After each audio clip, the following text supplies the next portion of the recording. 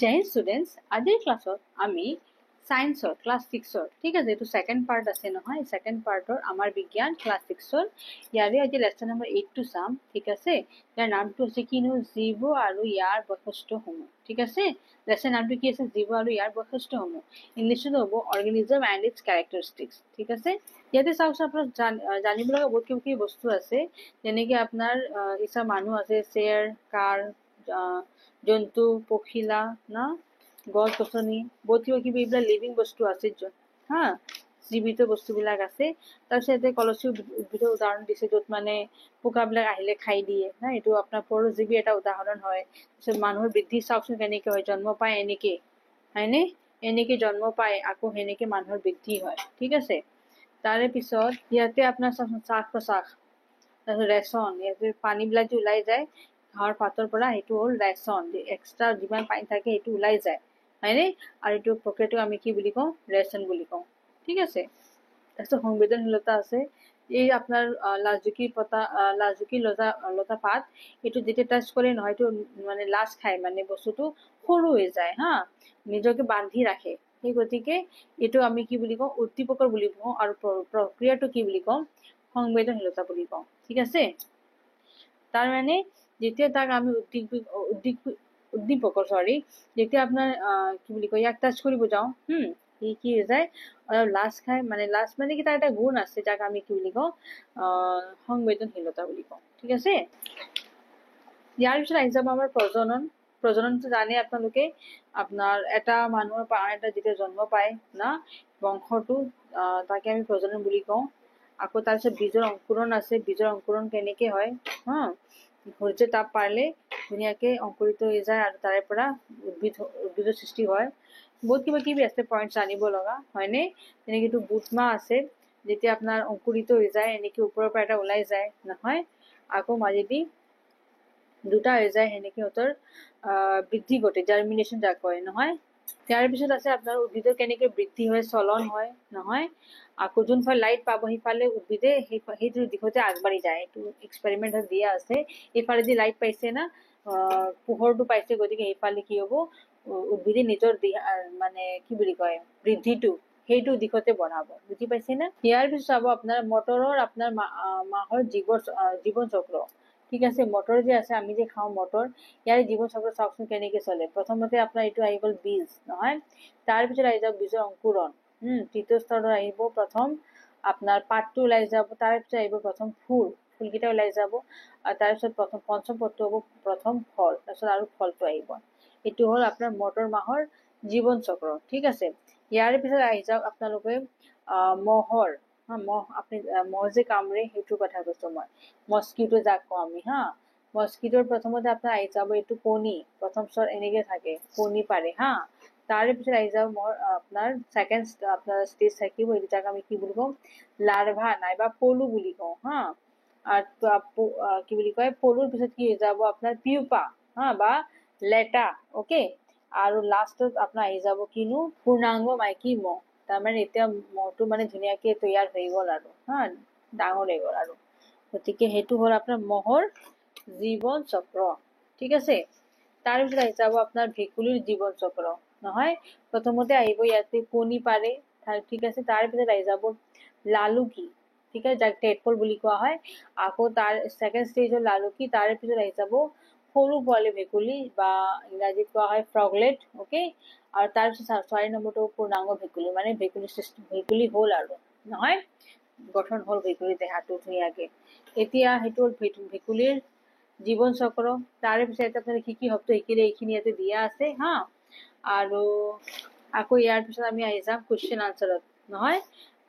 গতিকে আজিৰ ক্লাছত আমি ক্লাছ 6ৰ লেচন নম্বৰ 8ৰ কুৱেশ্যন আনচাৰ ডিছকাছ কৰিম। ঠিক আছে, but before starting my class, welcome to my YouTube channel exam দ্বিতীয়। Now let's start the class. প্ৰথমতে আছে আপোনাৰ তলত দিয়া কোনবিধ বৃদ্ধি নহয়, যেনে গছ, শিশু, পখিলা এইবিলাকতো বৃদ্ধি হয়, ডাঙৰ হয়, সৰুৰ পৰা ডাঙৰ হয়, কিন্তু চাইকেলটো যেনেকে থাকে সেনেকেই থাকে, গতিকে থাকি যায় না, গতিকে এইটো বৃদ্ধি নহয় বুলি দিছেতো, গতিকে বি হ'ব ইয়াৰ আনচাৰ। ঠিক আছে, বীজৰ অংকুৰৰ তলত দিয়া কোনবিধ প্ৰয়োজন, তাৰমানে পোহৰটো আপোনাৰ এনে প্ৰয়োজন হয়, কিন্তু অংকুৰিত হোৱাৰ কাৰণে সাৰ লাগিব। ঠিক আছে, পানী দিব নোৱাৰে, ঠিক আছে, আৰু প্ৰয়োজনীয় উষ্ণতা এইবিলাক চব আছে, দৰকাৰ পৰে, কিন্তু অংকুৰণ কৰিবৰ কাৰণে মেইনলি সাৰৰ প্ৰয়োজন হয়। যিমান সাৰ বেছিকৈ দিব সিমান ধুনীয়াকৈ অংকুৰিত হ'ব। চ' আনচাৰটো হ'ব চি। অ'কে, ডি নিদিব, মোৰ ইয়াতে ভুলতে হেৰি কৰা হৈছে, চি দিব হা। মাছে কিহৰ সহায়ত পানী সাঁতুৰিব ফুৰে? গতিকে হাতেৰে যে মাছে কেনেকে পানীত, সেইটো ফানৰ কাৰণে বা ফিন্স বুলি ক'ব পাৰে। অ'কে, চ' এইটো হৈ যাব এ। ঠিক আছে, তাৰপিছত আহি যাব তলৰ কোনবিধ মাটি আৰু পানী উভয়তে থাকিব পাৰে দুয়োটাতে, মানে পানীতো থাকিব পাৰে মাটিত থাকিব পাৰে, এইটো ভেকুলী।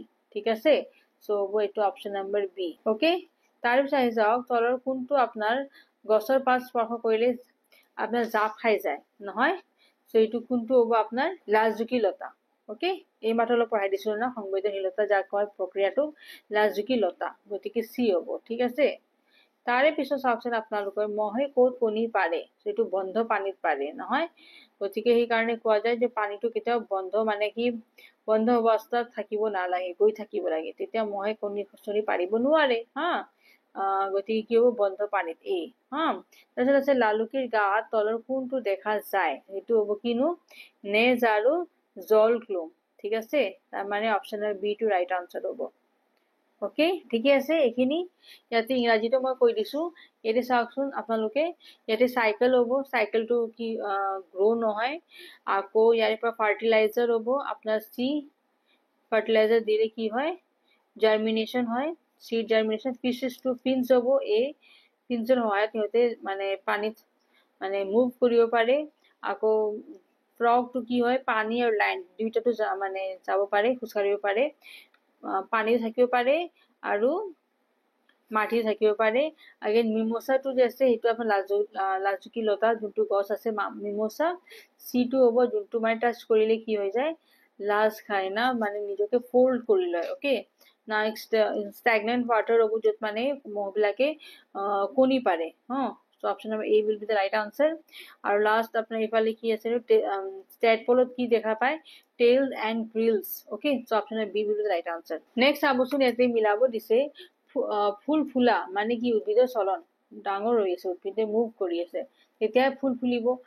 গতিকে এইটো দিব এ হা।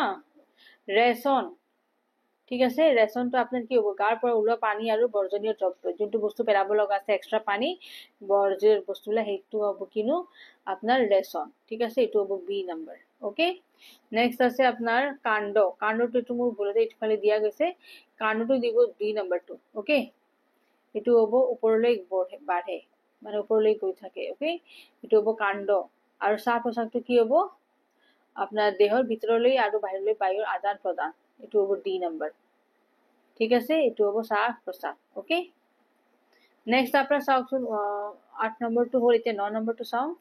9 নম্বৰটো বীজৰ কি বুলি কয় খাই ফুল কৰিব দিছে, বীজৰ ভিতৰত থকা সৰু এইটো ভ্ৰূণ হ'ব হা, ভ্ৰূণৰ পৰা এজোপা পূৰ্ণাংগ গছ হয়। ঠিক আছে, বি নম্বৰটো চাওঁ এতিয়া। সকলো জীৱই ডেছৰ, ইয়াতে অলপ মোৰ হেৰি হৈছে হেণ্ড ৰাইটিংটো ভাল, মানে কি কাটাকুটি হৈ গ'ল, ইয়াতে চাইডত দিছো উত্তেজনা। ঠিক আছে, সকলো জীৱ উত্তেজনাৰ প্ৰতি কি হয় উত্তেজনাৰ হা, উত্তেজনাৰ প্ৰতি সঁহাৰি জনায়। ঠিক আছে, তাৰপিছত কি হ'ব পলু পূৰ্ণাংগ মহলৈ পৰিৱৰ্তন হয় হা। চৰাই উৰিব পাৰে ই হৈছে জীৱিত বস্তুৰ এটা বৈশিষ্ট্য। ঠিক আছে, সেইটো চাবচোন আপোনাৰ আকৌ একবাৰ কৈ দিওঁ, অলপ এটা সেইখিনি চাই লওক। বীজৰ ভিতৰত থকা সৰু ভ্ৰূণ হা, ভ্ৰূণৰ পৰাই কি হয় এজোপা পূৰ্ণাংগ গছ হয়। ঠিক আছে, সকলো জীৱই উদ্দীপকৰ হা, ইয়াতে উদ্দীপকৰ বুলি দিব, ইয়াতে অলপ কাটা হৈছে, মই এইখিনি ইয়াতে দিছো উদ্দীপকৰ। ঠিক আছে, উদ্দীপকৰ প্ৰতি সঁহাৰি জনায়। ঠিক আছে, পলু নিদিব, ইয়াতে পিউপা দিব, কাৰণ চাওকচোন ইয়াতে পিউপাৰ নেক্সট ষ্টেজ কি আছে পূৰ্ণাংগ আপোনাৰ মাইকী মহ হা। চ' পিউপা হ'ব নাইবা লেটা দিব পাৰে। ঠিক আছে, চ' পিউপা বা লেটা পূৰ্ণাংগ মহলৈ পৰিৱৰ্তন হয়। ঠিক আছে, চৰাই উৰিব পাৰে ই হৈছে কিনো এটা জীৱিত বস্তুৰ এটা বৈশিষ্ট্য হা। সময়ৰ লগে লগে জীৱৰ ক্ৰমবিকাশ হয় আৰু মহে মেলেৰিয়া আৰু ডেংগু বেমাৰ বীজাণু কঢ়িয়ায় হা। ভেকুলী এবিধ কি হ'বনো উভচৰ প্ৰাণী হ'ব। ঠিক আছে, ইয়াতে চাওকচোন দিয়া আছে না ভেকুলী এবিধ কিনো উভচৰ প্ৰাণী হা। চ' ইয়াৰে পৰা মই দিছো ভেকুলী এবিধ কি উভচৰ প্ৰাণী, মানে কি এইটো পানীতো থাকিব পাৰে আৰু মাটিতো থাকিব পাৰে। ঠিক আছে, আৰু তাৰে তলত আহিব ভেকুলীৰ আপোনাৰ জীৱন চক্ৰ স্তৰটো কোনটো হ'ব প্ৰথমতে কণী হ'ব, তাৰপিছত লালুকি হ'ব, তাৰপিছত পোৱালি ভেকুলী, লাষ্টত হ'ব ভেকুলী হা। ইয়াতে ইংৰাজীটো দি দিছো মই, ইয়াতে চাওকচোন। অপেনিং অফ ফ্লাৱাৰ কি হ'ব, মুভমেন্ট ইন প্লান্টস হা। এক্সক্ৰিশন হ'ব, removal of water and waste from body. Shoot হ'ব, গ্ৰোজ আপৱাৰ্ড। আৰু ব্ৰিডিংটো হ'ব, taking and out of air. Okay, next আছে আপোনাৰ tiny structure inside the seed that develops into plant as embryo. All living beings respond to stimuli. The larva transforms into an adult mosquito. Okay, larva. Actually, it should be pupa, not larva. So, I should make it correct. It should be pupa. Okay, so pupa transforms into an adult mosquito. Birds can fly, which is a characteristic of living things. Next, living things evolve over time. Malaria and dengue diseases are transmitted by mosquito, and frogs are a type of amphibian animal. Amphibian মানে পানিত থকা আৰু মাটিত থকা দুইটাটো থাকে হা, গতিকে ফ্ৰগস কি হয়, amphibian হয়, মানে ভেকুলী এটা উভচৰ প্ৰাণী হয় হা। 10 নম্বৰটো আপোনাৰ প্ৰথম এ নম্বৰটো শুদ্ধ হ'ব, এগ, টেডপোল, ফ্ৰগলেট এণ্ড ফ্ৰগ। ঠিক আছে, নেক্সট আপোনাৰ কুৱেশ্যনটো আহি যাওক ইয়াতে 11 নম্বৰটো। ঠিক আছে, এতিয়া আমাৰ কুৱেশ্যন আনসাৰ আহি গ'ল। লিখিব লগা বস্তুবিলাক, পূৰ্ণাংগ ভেকুলী কিহৰ সহায়ত উশাহ নিশাহ লয়, হাওঁফাওঁনি জলক লম। ইয়াৰ এতিয়া আনসাৰটো চাওঁ। 10 নম্বৰটো হ'ল, 9 নম্বৰটো হ'ল আৰু 8 নম্বৰটো হ'ল হা। 11 নম্বৰটো চাম এতিয়া। ঠিক আছে, চ' আনসাৰটো চাবচোন ইয়াতে। ইয়াৰে এইটো প্ৰথমটো হ'ব। ঠিক আছে, আকৌ নেক্সট আপোনাৰ an adult frog uses lungs to breathe হা, মানে এটা পূৰ্ণাংগ ভেকুলী কি কৰেনো, হাওঁফাওঁৰ সহায়ত উশাহ নিশাহ লয়। ঠিক আছে, চ' আনসাৰ will be হাওঁফাওঁ বা use lungs, হাওঁফাওঁৰ সহায়ত। ঠিক আছে, নেক্সট 12 নম্বৰটো কি আছে আপোনাৰ, জীৱসমূহৰ মূল তিনিটা বৈশিষ্ট্য কি কি, নহয় তিনিটা বৈশিষ্ট্য দেখিব দিছে। চ' 12 নম্বৰটো চাই এতিয়া, the three basic characteristics of all living organisms are, জীৱসমূহৰ মূল তিনিটা বৈশিষ্ট্য হ'ল গ্ৰোথ মানে বৃদ্ধি হা, all living things grow and develop over time, মানে জীৱিত বস্তুবোৰ বৃদ্ধি আৰু বিকাশ ঘটে হা। তাৰে তিনিটা মান দিব দিছে না বৈশিষ্ট্যবিলাক। দ্বিতীয়টো চাই এতিয়া ৰেচন বা এক্সক্ৰিশন বুলি কয় ইংলিছত, living things remove waste materials from their bodies, আৰু জীৱিত বস্তুবোৰ আপোনাৰ অলাগতিয়াল হা, মানে যোনটো বস্তু দৰকাৰী নহয় হা, অলাগতিয়াল পদাৰ্থসমূহ শৰীৰৰ পৰা বাহিৰলৈ উলিয়াই দিয়ে। ঠিক আছে, চিটো হ'ব ৰিপ্ৰডাকশ্যন মানে প্ৰজনন। Living organisms have the ability to produce offsprings, নহয় মানে জন্ম দিব পাৰে। জীৱিত জীৱবোৰ নিজৰ নিচিনা নতুন জীৱৰ এটা জন্ম দিব পাৰে। এইটো হ'ল আমাৰ কি বুলি কয় বৈশিষ্ট্যসমূহ, নহয় এটা জীৱৰ বা এটা জীৱিত বস্তু। অ'কে, নেক্সট নম্বৰ 30 নম্বৰ কুৱেশ্যনটো চাওঁ। বহু প্ৰাণীৰ দৰে গাড়ী এখনো চলনক্ষম হোৱাৰ সত্ত্বেও ইয়াক জ্বৰ বুলি গণ্য কৰা হয় কিয় হা। এতিয়া 13 নম্বৰটো চাম। Like animals, a car can also move, but it is not considered as living organism. So, give two reasons why. আমি এটা কাৰক এটা জীৱিত হিচাপে কিয় মানে কাউন্ট কৰিব নোৱাৰো হা। So, a car is not considered as a living organism because গাড়ী এখনক কি বুলি কয়, so it is ইয়াক জ্বৰ বুলি গণ্য কৰা, গাড়ী এখনক জ্বৰ বুলি গণ্য কৰা হয় কাৰণ হা, ইয়াতে হয় বুলি দিছে না, নহয় বুলি দিব ইয়াতে। ঠিক আছে, কাৰণ গাড়ীটো আপোনাৰ এটা কি জীৱিত বস্তু নহয়, হয়নে নহয়। চ' দিব যে গাড়ী এখনৰ জ্বৰ বুলি গণ্য কৰা নহয়। অ'কে, নহয় বুলি দিব দিয়ক, কাৰণ a car cannot move by itself, it requires an external force to make it move। বা গাড়ী এখন নিজে চলাব নোৱাৰে, হয়নে, নিজে চলিব নোৱাৰে, ই চলিবলৈ এটা বাহ্যিক শক্তিৰ প্ৰয়োজন লাগে, নহয়। 1 নম্বৰটো হ'ল। আৰু দ্বিতীয় কাৰণটো কি আছে, car does not have life process like growth, reproduce, breeding etcetera. গাড়ী এখনৰ জীৱৰ প্ৰক্ৰিয়া যেনে বৃদ্ধি, প্ৰজনন, শ্বাস প্ৰশ্বাস লোৱা আদি নাথাকে। ঠিক আছে, এইটো হ'ল 13 নম্বৰ উত্তৰটো। তাৰমানে গাড়ীক আমি কিয় জীৱ হিচাপে গণ্য কৰিব নোৱাৰো।